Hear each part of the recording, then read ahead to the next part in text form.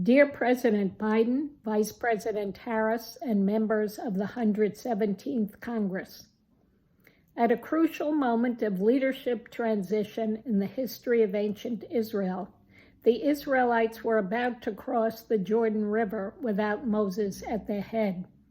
As Moses passed on the mantle of authority to Joshua, he enjoined his successor and the assembled community, "Be strong and resolute."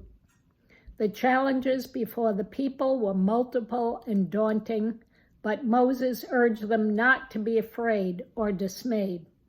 His powerful words, which are repeated 3 times in Deuteronomy chapter 31, contain a bracing message for the new administration and new Congress as you confront multiple crises facing our divided nation.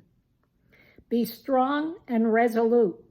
Act boldly and decisively to bring the pandemic under control. Do not be afraid to issue a federal mask mandate grounded in the scientific evidence for such an order.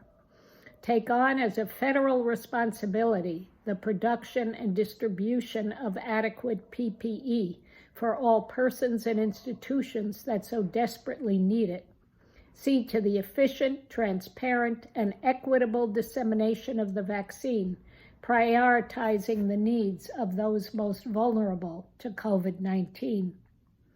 Be strong and resolute in addressing the profound social inequities revealed by the pandemic. Ensure that all Americans have access to decent and affordable health care.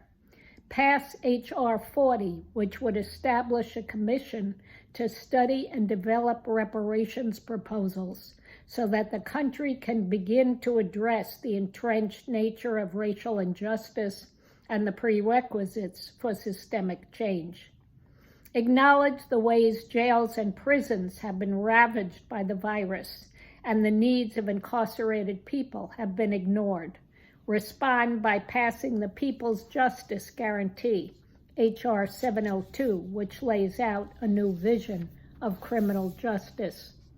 Be strong and resolute in confronting the climate crisis and its relationship to the pandemic.